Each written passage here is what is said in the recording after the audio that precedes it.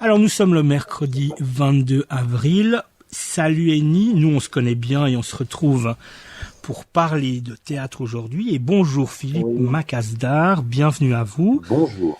Vous êtes parmi nous parce que, nous allons parler d'un spectacle que l'on ne verra jamais. Alors ça peut paraître paradoxal et en même temps à la radio on ne voit pas les choses. Donc finalement ça tombe assez bien. Avant qu'on ne parle du spectacle en question, il faudrait peut-être que l'on fasse un peu le tour de votre personne. Enfin, quand je dis le tour de votre personne, c'est en tout cas placer quelques jalons que les personnes puissent comprendre qui vous êtes. Alors pour commencer, nous pourrions dire que vous êtes l'ancien directeur du théâtre de Saint-Gervais à Genève, que vous en avez donc, je ne sais pas pendant combien de temps avez-vous été directeur ? 24 ans. Oui, donc c'est quand même une longue carrière au théâtre de Saint-Gervais. Énorme. Et puis, dont on peut rappeler qu'il y avait quand même une programmation tout à fait singulière, éclairée, audacieuse. Est-ce que vous voudriez nous dire un mot de ces 24 ans-là? Si quelques mots comme ça, quelques mots clés vous accompagneraient maintenant que vous avez quitté cette fonction-là, quels seraient-ils ces mots? Le plaisir, la joie. J'ai été très heureux dans ce théâtre. J'ai eu la chance d'avoir des compagnons de travail et plusieurs équipes successives, puisqu'effectivement, comme vous l'avez noté, 24 ans, c'est long. Et j'ai eu l'occasion notamment d'accueillir plusieurs jeunes femmes et jeunes hommes qui ont travaillé brillamment à mes côtés et puis qui après ont développé une activité à Saint-Gervais puis au-delà très riche et prometteuse. Donc ça, c'était un grand plaisir. On a accueilli effectivement des artistes de tous bords, de tout pays, de toute génération. Et ça, c'était très très heureux. C'était très, on était heureux. Et puis on a eu la chance d'avoir un public très très actif, très présent et qui a bien suivi notre travail. Et au fond, c'est toujours un peu disons délicat de dire ce que je vais dire, mais c'est grâce justement à ce public, à ces spectateurs, aux équipes que j'ai eu le plaisir d'animer et aux artistes. J'avais trois grands axes dans mon projet pour Saint-Gervais et je crois qu'on a réussi, en partie en tout cas, à les décliner. C'est-à-dire que pour moi, c'était essentiel que ce soit un lieu de création et que donc on puisse travailler dans la durée avec des compagnies et pas seulement au coup par coup. C'est pour ça qu'en fait j'avais décliné le nom maison, parce qu'en fait pour moi c'était très important de pouvoir envisager du théâtre dans un lieu qui était par définition à la fois socialement et pédagogiquement et politiquement très ancré, parce qu'une maison des jeunes et de la culture, une maison de la culture, c'est l'origine de Saint-Gervais. Quand moi j'arrive, c'est déjà plus l'appellation, mais on l'a toujours appelé encore. C'est le cas bien souvent encore. Ça dépend des générations, mais les plus âgés, il y a Saint-Gervais, on dit pas même toujours théâtre Saint-Gervais, mais il y a cette dimension dans les gènes de la maison. La maison est née en 63, donc que 5 ans avant 68, elle a été animée par des gens qui ont fait 68, qui ont été politiquement engagés, qui ont fait partie de cette grande dynamique des années 60-70. Et d'une certaine façon, j'ai essayé, dans un contexte qui était plus le même, mais de m'inspirer et d'être nourri de ça. Et donc, je pensais qu'il était important qu'il y ait des artistes qui viennent travailler dans la durée. Et c'est pour ça que j'ai repris le mot maison et j'avais dit j'aimerais que ce soit une maison des compagnies, une maison des langues et une maison des plaisirs. Maison des plaisirs pour pas dire une maison pluridisciplinaire ou une maison interdisciplinaire, mais pour indiquer le plaisir ou les plaisirs qui peuvent être ceux qu'on a lorsqu'on marie ou confronte le théâtre avec le cinéma, etc., etc. Et donc la maison des compagnies, ça a permis d'associer dans la durée donc de nombreuses équipes où on a travaillé sur 2, 3, 4 ans des cycles et où c'était une manière aussi de permettre aux artistes de développer un travail, pas seulement au coup par coup, mais qui puisse être soutenu, accompagné par une maison, qui puisse y répéter, qui puisse, dans la dernière phase, on a pu le faire, aussi y avoir des locaux, etc. Et surtout qui puisse se confronter à un public dans la durée. Et puis après la Maison des Langues, là aussi, je pense qu'on a on a réussi à travailler dans cette direction. Je m'étais dit, on parle beaucoup de la Genève internationale, et au fond, la dimension cosmopolite et internationale, l'importance notamment de l'immigration à Genève, est pas toujours mise en valeur sur le plan théâtral. Et donc, en fait, j'ai mis en place une programmation en langue étrangère, au début pas surtitrée, puis très vite surtitrée, et ça a permis d'accueillir des spectacles du monde entier. C'est-à-dire qu'on a pu appréhender des équipes brésiliennes, russes, qui venaient d'Iran, de l'Inde,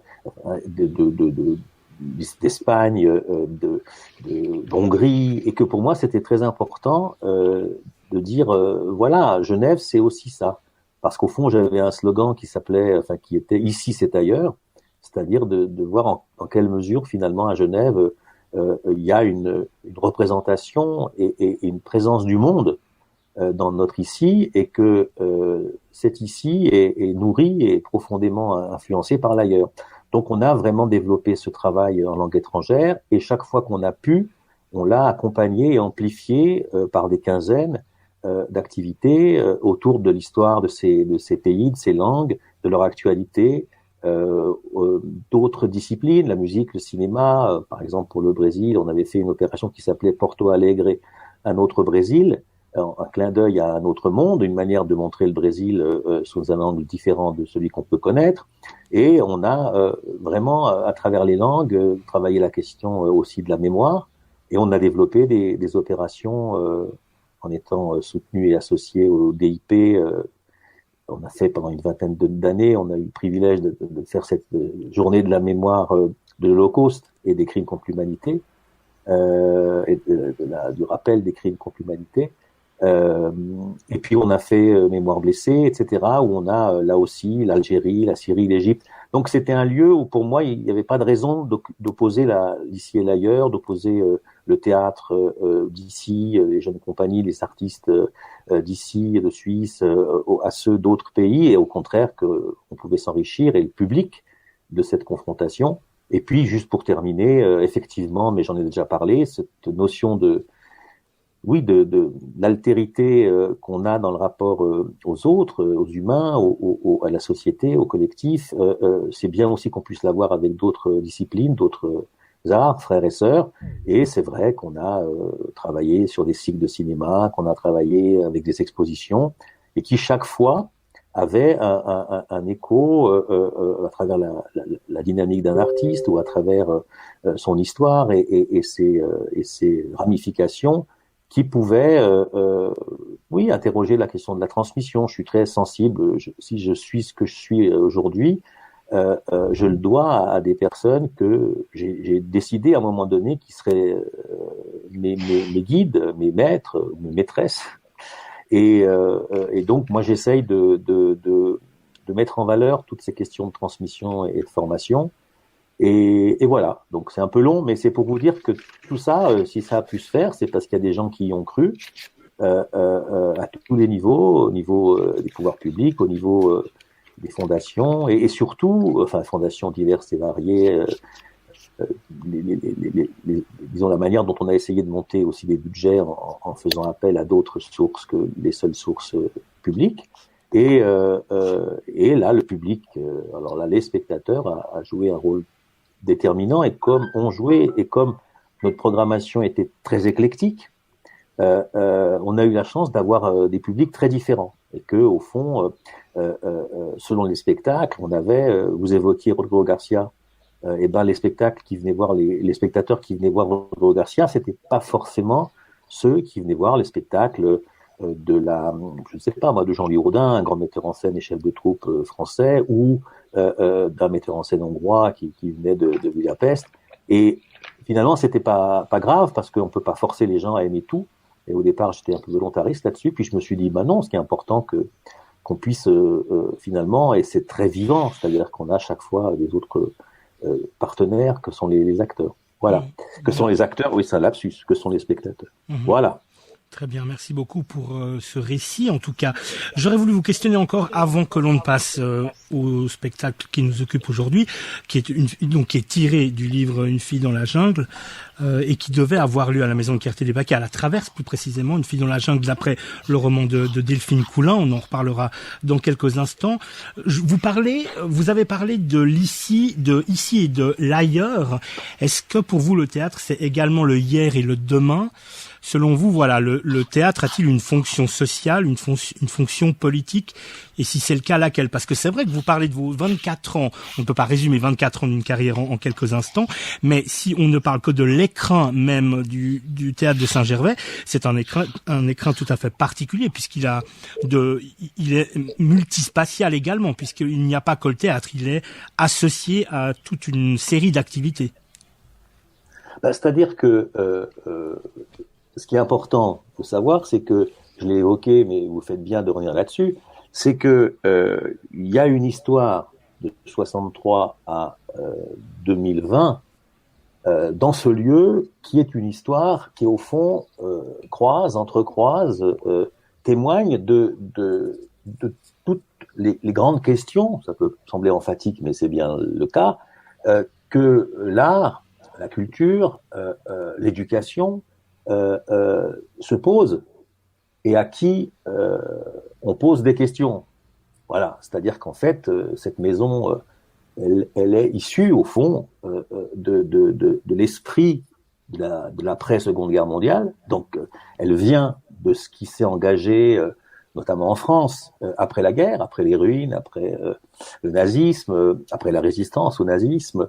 Et en fait, vous le savez, il y a eu bien avant que le grand écrivain André Malraux fonde avec le soutien et les encouragements du général de Gaulle, en 59, le ministère de la Culture, qui, je rappelle, a été le premier ministère de la Culture qui a été conçu et créé dans le monde, de 45-46 à 59, partout en France, je parle de la France pas pour dire qu'il s'est rien passé ailleurs, mais je connais un peu ce qui s'est passé en France, vous avez eu, et c'était en grande partie des anciens résistants, des résistants, les centres de loisirs, les maisons des jeunes, les maisons populaires, la maison du peuple, toute une série de structures qui, dès l'après-guerre, et donc c'était souvent des instits, c'était souvent des gens liés à Jeunesse et Sport, donc à toute une série d'associations et de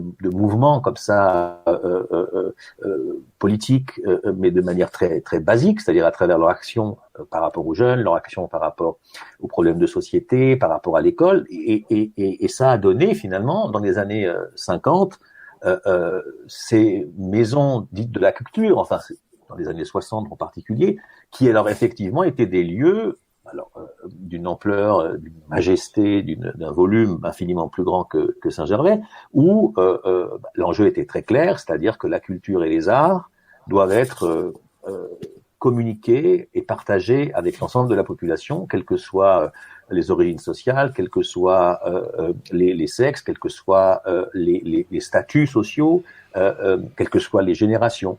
Et donc, pour aller vite, même si ça peut sembler long, mais Saint-Gervais, il vient de là. Et donc, la notion de maison des jeunes, elle s'est développée en France. Elle a été reprise parce que il y avait des gens à cette époque qui étaient très attentifs à la question de la manière dont on pouvait accompagner et solliciter et susciter la formation des jeunes à travers la culture. Ça aille d'un atelier de photographie à un atelier de danse, en passant par un atelier de théâtre. Et Saint-Gervais a été le lieu où, en 63, tout ça s'est cristallisé. Et en fait, à l'époque, il n'était pas question de faire des spectacles ou de créer quoi que ce soit. Il était question de créer du rapport, de créer du commun. Puisqu'au début, moi j'ai discuté avec le premier directeur, c'était de dire, il y a un lieu, créons et mettons un lieu où chaque jeune, s'il le souhaite, puisse entrer. Et aussi qu'on crée les conditions pour qu'on puisse attirer ces jeunes. Par des ateliers, il y avait une 50aine d'ateliers dans les premières années de Saint-Gervais, de toute nature. Il y avait des ateliers même de couture, il y avait des ateliers effectivement liées plus à l'art, mais à la photographie, au cinéma, aux maquettes, faire des maquettes, etc. Et Saint-Gervais, ça vient de ça, et c'est ça qui m'intéresse, et c'est ça où c'est politique, vous voyez, parce que moi, ça m'intéressait de m'inscrire dans cette dynamique, et c'est donc pas un théâtre, Saint-Gervais, quelque part. Alors, bien sûr, c'est devenu un théâtre, mais je joue pas tout à fait sur les mots, ou alors je joue avec les mots. Ce qui m'a toujours intéressé, alors à l'époque, quand moi j'arrive, parce qu'effectivement, je l'ai dit, c'est toutes les grandes étapes du rapport de l'art et de la culture avec la société, avec le monde, avec la politique, puisqu'au départ, c'est un lieu, comme vous l'avez compris, uniquement d'accueil des jeunes gens, de proposition, d'animation, d'ateliers. C'est un lieu où il y a une immense cafétéria sur le rez-de-chaussée et sur le premier étage, et où les rapports qualité-prix sont exceptionnels, et tout le monde vient de tous bords manger à Saint-Gervais. C'est un lieu où, à un moment donné, il va y avoir une forte activité. C'est les années pré-68, 68, post-68, où ça va vraiment être le lieu qui va focaliser toutes les contestations à tous les niveaux, entre les générations, entre les classes sociales, et ça va en partie se passer à Saint-Gervais. Et comme une sorte de centre, comme ça, d'épicentre. Et puis, petit à petit, il y a eu... il faut imaginer, dans les années 70, à Saint-Gervais, vous aviez les syndicats, vous aviez les premiers mouvements féministes, vous aviez une grande attention et action par rapport aux immigrés, aux enjeux de l'immigration. Enfin, c'était un lieu invraisemblable. Et donc, après, d'autres lieux, les maisons de quartier, les centres de loisirs qui n'existaient pas en 63, ont repris le relais. Une partie. Et puis, petit à petit, effectivement, c'est parti d'un lieu donc qui était éducation populaire, transmission, action culturelle, vers un lieu plutôt de production et de création. Et quand moi j'arrive à Saint-Gervais, c'est vrai que l'intérêt de tout ça, c'est que vous avez un département d'art et médias électroniques, donc le développement avec le numérique de la vidéo. Vous avez un département photographie et illustration, puis un département théâtre. Et puis, après, j'en reste là parce que ça serait trop long.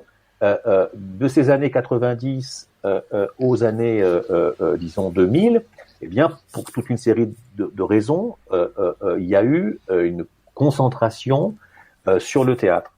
Mais moi, j'ai toujours considéré que le théâtre se portait mieux lorsqu'il n'était pas seul, donc seul avec d'autres arts, et puis seul avec des préoccupations qui le dépassent et qui lui demandent de se redéfinir et de se remettre en question. Et donc, au fond, on dit Saint-Gervais. Et moi, ça me plaît bien. Comme on disait, la maison des jeunes. C'est-à-dire, quand j'arrive en 95, on dit la maison des jeunes à l'extérieur. Ce qui m'amusait bien. Et en même temps, il y avait un centre, plus tard, il y a eu un centre d'image contemporaine de Saint-Gervais, puis il y avait le théâtre. Et puis, il y avait des gens qui disaient Saint-Gervais, le centre pour l'image contemporaine, et d'autres qui disaient Saint-Gervais, le théâtre. Et moi, ça me gênait pas, au contraire, parce que c'est bien que les contradictions et que les différences, surtout, existent. Donc, de ce point de vue-là, rien que tout ça, c'est politique, vous voyez. Parce que je me méfie, moi. Les gens qui disent qu'ils font du théâtre politique, ça m'inquiète, quoi. C'est-à-dire que tout d'un coup, ou du théâtre militant, ou du théâtre citoyen, c'est comme quelque part un aveu que ça n'en est peut-être pas, ou alors qu'il faut absolument dire que ça en est pour que ça en soit. Ce qui me semble, c'est pas nécessaire. Ce qui fait que c'est politique ou pas, c'est ce qu'on fait et comment c'est reçu. Très bien, très bien. Alors oui, vous l'avez dit, hein, un des mots, voilà, que j'avais noté pour le mettre en exergue, c'est l'éducation populaire ainsi que la mutualisation des savoirs. On peut dire que finalement, eh bien, tout ça était incarné au sein de Saint-Gervais. Finalement, il y a également une proximité avec la CGS, qui est pas loin. Je ne sais pas si c'était des voisins avec lesquels vous parliez déjà à l'époque. Ah ben nous, de toute façon, on a travaillé. On a travaillé, pour moi, je suis toujours parti, vous me disiez la question de l'ici, ici c'est ailleurs, sans vouloir être trop coquet, il y a ce fameux film de Jean-Luc Godard, Ici et ailleurs, et puis la formule qui se développe dans les années 60, c'est ici et ailleurs. Là, si on a dit ici c'est ailleurs, c'est pour dire qu'effectivement à Genève, alors c'est un peu idéaliste, c'est un peu forcé, l'utopie un peu... Mais bon, c'est aussi une façon d'activer les choses. Ici, c'est ailleurs, c'est qu'encore une fois, dans Genève, dans l'ici, il y a de l'ailleurs, et l'ailleurs nourrit ici. Voilà, je l'ai déjà dit, mais je le reprécise. Et donc, en fait, c'est vrai que moi, mes partenaires, ça a été très clairement d'abord les gens et les structures autour de moi, autour de nous. C'est-à-dire, ça commence par le temple, parce qu'effectivement, on a fait des relations, on a eu des relations de travail et d'amicalité avec les différentes personnes qui ont animé, et notamment avec la pasteur luthérienne Anke Lotz, avec qui on a fait des questions artistiques, culturelles, parce que c'est pas courant, hein, je veux dire, un temple et un lieu de culte et un lieu de théâtre qui se retrouvent à 20 mètres l'un de l'autre, c'est tout à fait unique. Il y avait évidemment, et il y a toujours, l'école des arts et métiers, enfin oui, l'ex-école des arts et métiers, là j'ai un petit trou, les arts appliqués, pardon. Et puis il y a évidemment une partie de ce qui sont, à l'époque ils s'étaient éclatés dans la ville, maintenant c'est plus le cas, des beaux-arts, enfin de l'AHED. Donc il y a la maison des syndicats juste derrière, enfin la maison des syndicats. Il y a la salle du Faubourg avec toute son histoire que je vais pas vous raconter. Donc pour moi c'était consubstantiel de tout ce qu'on pouvait faire. C'était un nid de vipère. Je dis ça parce que la question qui allait venir avant que l'on ne passe à la deuxième partie de cet entretien, quelles étaient les relations que vous aviez avec, alors j'ai bien compris concernant les publics, on parle bien de publics différents, parce que vous l'avez dit vous-même, il y avait un certain nombre d'activités différentes et d'attitudes et de tons différents qui faisaient que des gens très différents pouvaient y venir. Mais quelles étaient les relations que vous aviez d'une certaine manière avec vos pairs et avec les institutions? Parce qu'on le sait, des fois on a besoin de financement, on a besoin de collaboration, et alors de ce côté-là, est-ce que vous avez toujours réussi tout de même à garder un rapport où vous pouviez tout de même avoir cette grande liberté de ton également en ce qui concerne la contestation, hein, parce que clairement des sujets, il n'y avait pas de sujet et il n'y a toujours pas de sujet tabou à Saint-Gervais. Mais voilà, est-ce que parmi vos pairs ou parmi les institutions, y a-t-il eu des frottements, ou est-ce que pendant ces 24 années, on peut dire que d'une certaine manière tout s'est quand même assez bien passé?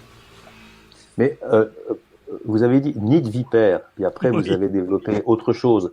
Alors vous pourriez préciser parce que c'est pas tout à fait pareil. Non, alors voilà, ce que je voulais dire, c'était était-ce un lieu qui pouvait être vu par des pairs ou par des institutions comme un nid de vipère d'une certaine manière, puisque là il siégeait de la contestation, des manières de faire, de l'éducation populaire, de la mutualisation des savoirs, enfin des méthodes qui sont parfois lues comme suspectes.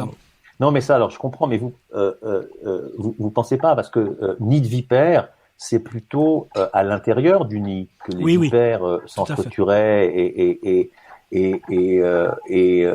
alors que ce que vous dites, c'est un lieu de résistance. Voilà. Enfin, là aussi, c'est un mot toujours qui me fait sourire, parce que la résistance, c'est soit dans la vie, c'est dans la vie, et puis résister. Enfin, je trouve qu'il faut qu'on soit à la fois plus ambitieux et plus humble au théâtre. Humble, j'aime pas ce mot-là, mais enfin que notre ambition, elle soit pas d'employer des mots emphatiques, la résistance. Enfin, je trouve ça un peu ridicule et puis même pas très correct. Donc je me reprends. Non, alors c'est vrai, pour les raisons que j'ai essayé d'évoquer, c'est un lieu qui dès le départ, parce que justement, si vous voulez, Maison des Jeunes. Alors s'il y a une chose qui a été une constante jusqu'à maintenant, et sans du tout exclure, en tout cas moi j'y ai veillé de manière constante, le brassage et la richesse des générations. On avait au moins 4 générations à Saint-Gervais. Vous pouviez voir des gens qui avaient 90 ans et qui venaient pour des spectacles et des thématiques assez particulières, ce qui n'empêche pas qu'il y avait des gens plus jeunes au même moment. Vous aviez des gens, disons, qui étaient dans la phase de la retraite. Vous aviez des gens de 50 ans et puis des gens de 20-30 ans, quoi. Donc ça, c'était très enrichissant, et je me suis jamais posé la question de faire un spectacle pour cette catégorie de génération, ou cette catégorie d'âge, ou cette catégorie qui serait socio-culturelle ou de communauté, etc. Jamais. J'ai pu juste observer que les goûts et les curiosités que je pouvais avoir étaient suffisamment multiples et sérieuses pour que ça puisse toucher des gens différents. Mais revenons à votre question. Mais ça aussi, encore une fois, c'est vrai que mutualisation des savoirs, au fond, pour moi, c'était ma référence, c'était l'encyclopédie de Diderot et d'Alembert, c'est-à-dire et la Renaissance, je veux dire, et aussi les romantiques qui ont eu ce souci, disons, de relier leur expérience personnelle, leur expérience collective, et puis les arts qui pouvaient, la littérature, la musique ou la peinture, incarner celle-ci de la manière la plus satisfaisante. Donc c'est vrai que c'est un lieu qui, accueillant les jeunes, a accueilli de la turbulence. C'est vrai que c'est un lieu qui, dans les années 60, je l'ai dit, et grâce à Jacques Ruffert, qui était un directeur extrêmement brillant et d'une intelligence dialectique formidable, puisqu'il a permis, parce qu'encore une fois, la mission de Saint-Gervais dans les années 60, c'était atelier, accueil, ping-pong, et je ne fais pas d'ironie, c'était important, ping-pong, baby-foot, permettre quand je lui ai demandé, mais ça servait à quoi au départ? Alors c'était une boutade, il m'a dit, à ce que on puisse y rentrer et y être bien un certain moment, et avoir envie d'y revenir. Je trouve ça, c'est très beau, quoi. Et là, en même temps, il a continué ça, il a poursuivi une démarche pédagogique, d'action populaire, d'éducation populaire exemplaire. Et comme il se trouve que dans les ateliers qu'il avait, il y avait un atelier théâtre, par exemple, qui est devenu très vite très actif et très professionnel, entre guillemets, c'est-à-dire faisant du théâtre sa passion unique. C'était dirigé par Marcel Robert, François Rochet, Jean-Claude Marais, Armène Godel, enfin il y avait toute une série, Laurence Montandon, enfin il y avait toute une série de personnalités, et c'est devenu un théâtre, donc le théâtre de l'atelier en l'occurrence. Et ce théâtre, il a fait des festivals Brecht, il a monté des auteurs politiques engagés comme Peter Weiss, où il y a eu une représentation d'une de ses pièces qui était une critique du colonialisme portugais en Angola, le chant du fantoche lusitanien qui a provoqué une esclandre énorme, rupture diplomatique, presque avec le Portugal, etc., etc.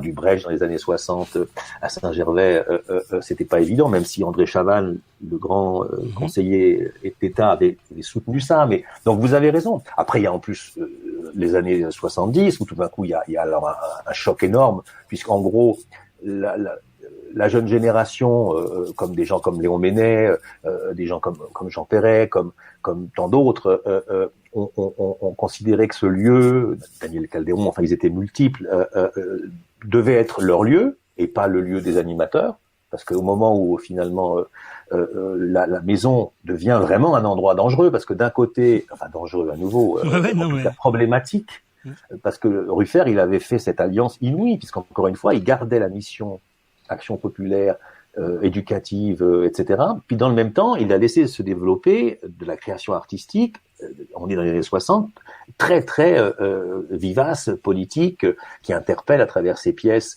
notamment la société. Et comme en plus ils avaient créé un ciné-club, où il y avait Charles Moreau-Vif de Alain Tanner, c'est là qu'il a été présenté la première fois, où il y avait Francis Royster qui vient de mourir et qui était un immense cinéaste. Donc il y avait une concentration, si vous voulez, extrême. Et là, quand Ruffert est parti, ils ont profité, la fondation, la ville, etc., le canton, ils ont profité de ce moment-là pour essayer de remettre Saint-Gervais dans les lignes d'un lieu où on faisait de l'animation, des ateliers, ce qui est pas du tout en soi dégradant, mais et ça l'a pas fait, c'est-à-dire qu'en fait les utilisateurs, comme on les appelait à l'époque, se sont opposés, des gens comme Michel Barras par exemple, le Théâtro, ou Eva et Bernard Herrmann, les Tréteaux libres, se sont opposés à cette mainmise d'une animation en direction paternaliste et qui essayait de les canaliser. Et c'est pour ça qu'il y a eu cette occupation du lieu pendant 3 jours, où les jeunes, en fond, ont pris au pied de la lettre la formulation initiale, Maison des jeunes, et de la culture. Donc ils ont considéré que la culture et la production artistique, la création, devaient pouvoir s'exprimer sans une tutelle contraignante et paternaliste. Et donc, ça a donné, enfin, il n'y a pas, à ma connaissance, enfin non, c'est pas à ma connaissance, je sais très bien qu'à Genève et en Suisse romande, il y a eu à Lausanne, comme à Zurich avant, toute une série d'événements dans les années 70-80 où il y a eu vraiment des confrontations, mais alors, à un niveau beaucoup plus large entre les autorités et la jeunesse. Mais là, ça s'était cristallisé sur Saint-Gervais. Et donc, en fait, à ce moment-là, il faut imaginer pendant 3 jours la maison barricadée avec la police autour pour empêcher qu'on y rentre, pour empêcher qu'on en sorte. Tout ça étant en partie provoqué par un spectacle d'une des compagnies qui avait animé le lieu, qui s'appelait Les Tréteaux Libres, et qui avait présenté un spectacle au temple de la Servette, qui était fermé, donc interdit de représentation, qui était en plus un spectacle, disons, inscrit dans la mouvance du Living Theater, donc où la question du corps, la question de la liberté sexuelle était extrême. Enfin, était extrémisée, était présentée. Et donc, en fait, ils ont été emprisonnés. Donc, vous imaginez ça aussi, les artistes emprisonnés. Et donc, ils se sont retrouvés à Saint-Antoine. Et à ce moment-là, il y a eu des manifestations, donc la prison qui était dans la vieille ville. Et il y a eu des manifestations de soutien. Et à un moment donné, puisqu'il y avait déjà de toute façon cette revendication d'avoir un lieu autonome, hein, c'était l'action du centre autonome, c'est comme ça que ça s'appelait, une des manifestations pour soutenir les emprisonnés, les artistes emprisonnés, s'est terminée à Saint-Gervais. Et là, ils ont pris la maison. Donc, vous voyez. Mais alors, ce qui est très troublant dans cette affaire, c'est que, en fait, cette maison, elle a vraiment eu des hauts et des bas à tous les niveaux. Elle a incarné, et pas simplement à travers des relations de personnes ou des relations de groupes à l'intérieur ou de départements, de tels la vidéo, la photo, le théâtre, toute une série d'étapes où effectivement les ruptures, les transformations se sont faites des fois brutalement, des fois en douceur, et souvent en tout cas de manière très significative et signifiante si on y réfléchit sur le moment et après coup.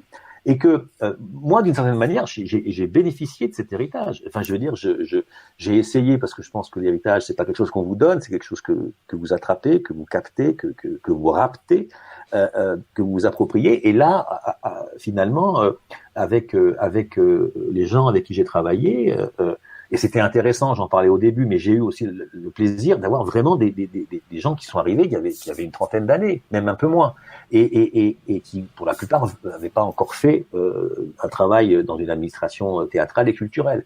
Donc c'était un bonheur, parce qu'il y avait leur énergie, leur curiosité, leur passion, leur critique. Enfin, vous voyez, c'était formidable. Et en même temps, j'ai toujours considéré que, et ça a été le cas, parce qu'il y a certains techniciens notamment qui ont fait des périodes même plus longues que moi à Saint-Gervais, que c'est bien que les équipes soient aussi métissées, quoi. Donc, c'est vrai que après, il y a eu des moments où effectivement, je prends un exemple, mais vous vous souvenez sans doute que il y a eu cette fameuse initiative pour une Suisse sans armée.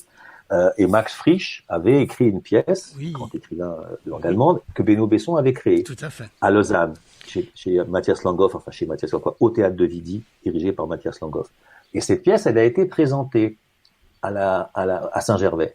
Et donc, il y a eu un scandale, et je me souviens que la droite, à l'époque, le Parti libéral, le Parti radical, entre autres, avait demandé de supprimer la subvention de Saint-Gervais, ou une partie de cette subvention, parce qu'ils avaient présenté un spectacle qui, au fond, était engagé ou s'engageait tout simplement par rapport à l'actualité politique. Ce qui, depuis les Grecs, la cité, vraiment la naissance d'un théâtre. Alors après, il ne faut pas idéaliser, parce que c'était un théâtre où il n'y avait pas les esclaves, où il n'y avait pas les femmes, enfin bon. Mais néanmoins, c'était un théâtre où la question du lien entre la politique et la cité et le théâtre était posée.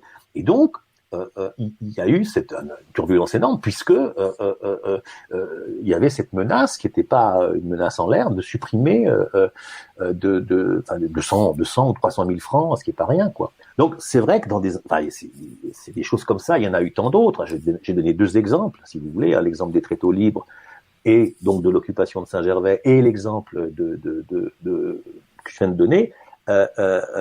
Moi je sais par exemple, c'est pas dans les mêmes proportions, mais quand on a fait une opération qui s'appelait Israël-Palestine, un double exode ou un double exil, le sens est différent, mais on a tellement hésité avant de choisir, je crois que c'est exil, exode, je sais plus.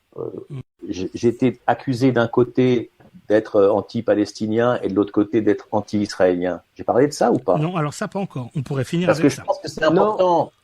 parce qu'il faudrait quand même qu'il y ait un exemple que j'ai connu moi. Vous voyez ce que je veux dire? Oui. Le Israël-Palestine, je l'ai connu moi. Puis après, j'ai raconté l'histoire d'un spectacle de Julio Garcia d'ailleurs, où en fait, on m'avait, il y avait eu un impact de ce spectacle assez fort, et la seule et unique fois où un membre du conseil de fondation avait pointé le bout de son nez, c'est-à-dire m'avait clairement, il m'a demandé combien ça avait coûté.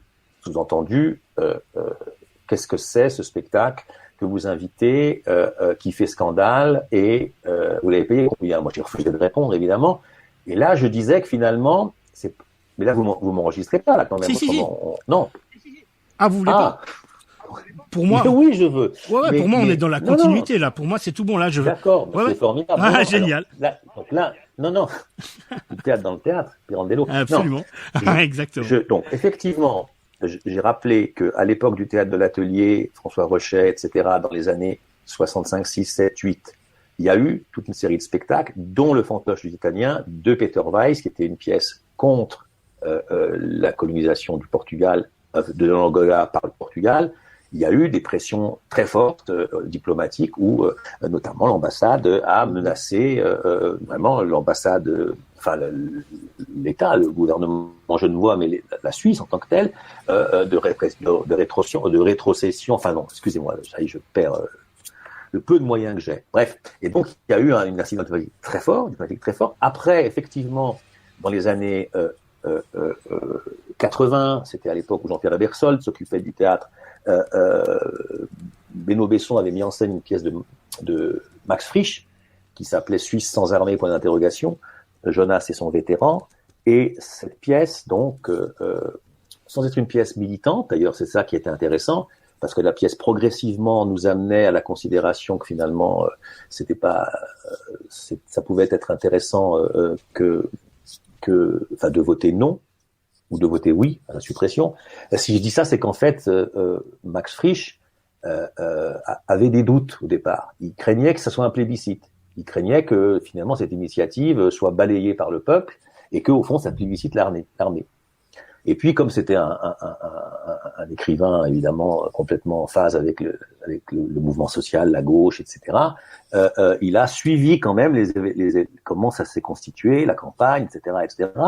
Et il s'est rendu compte qu'il y avait quand même quelque chose de très, très puissant qui passait et que il fallait l'accompagner.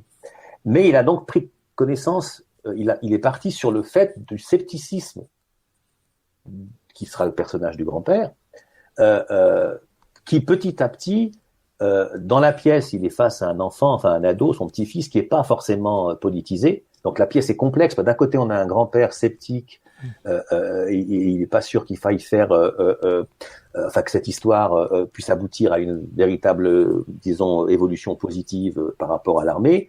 Puis il a un petit-fils qui est pas un militant du GSSA. Mais c'est souvent dans des contradictions comme ça que du sens et de l'éveil et de la compréhension, c'est un peu socratique comme ça. Et donc, cette pièce, elle a été jouée à Saint-Gervais. Et effectivement, la droite au conseil municipal a menacé, a demandé une suppression de la subvention de Saint-Gervais, en tout cas une partie de la subvention, autour de 200-300 000 francs. Ça n'a pas eu lieu, mais enfin, ça a provoqué un certain émoi.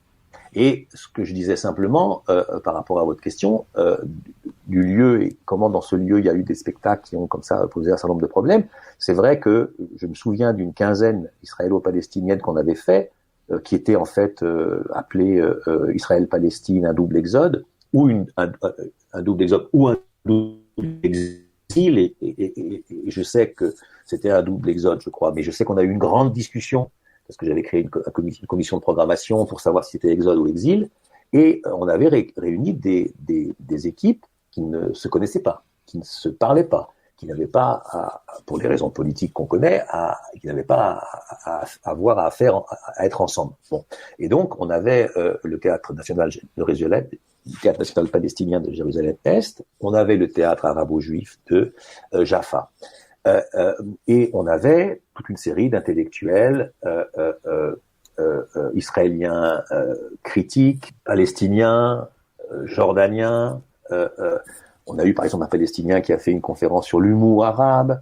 On avait en même temps toute une frange de la population, des intellectuels en Suisse et à Genève en particulier, qui, c'était l'époque du manifeste, avait une position de médiane, une position de conciliation, réconciliation, compréhension politique. Bon, bref.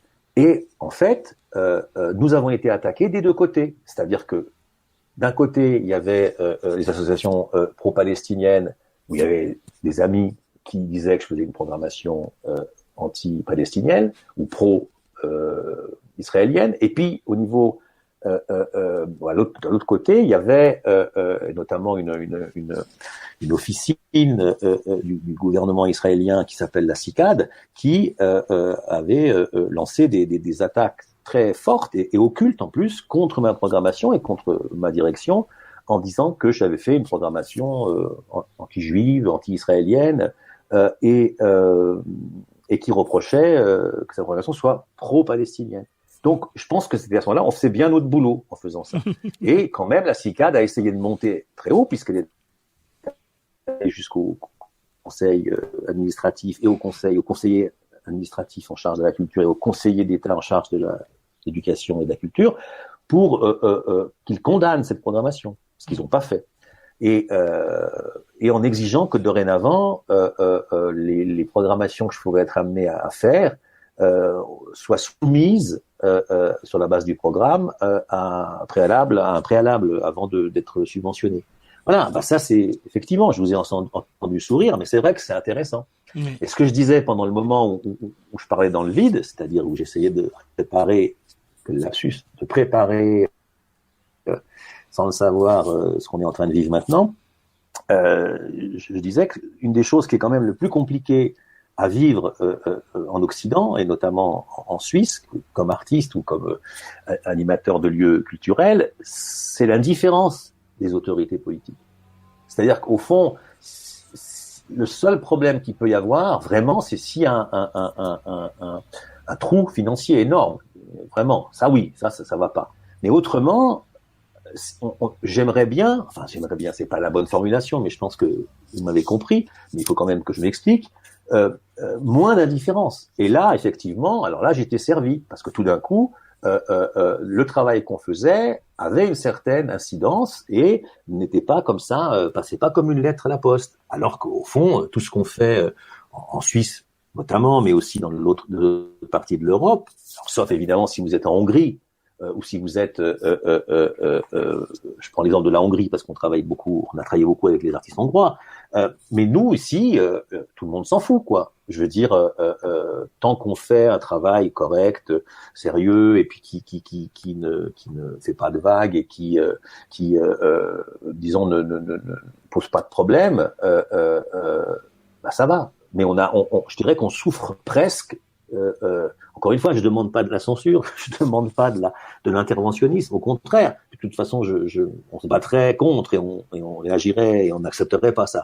Mais bizarrement, on souffre beaucoup d'indifférence et que finalement, comme on se retrouve en plus souvent avec des spectateurs qui sont partis acquis à la même cause que nous, si tant est qu'il y ait une cause, et moi je suis pas dans une problématique militante et c'est pas mon problème si on fait du politique ou pas, c'est au spectateur de le dire, c'est pas à moi. Donc chaque fois qu'on me dit vous faites du théâtre politique, je dis ah bon, qu'est-ce que c'est le théâtre politique? Et c'est pas parce que je fais l'andouille, c'est parce que je me méfie des étiquettes qu'on peut s'auto ou des médailles qu'on peut s'auto-donner.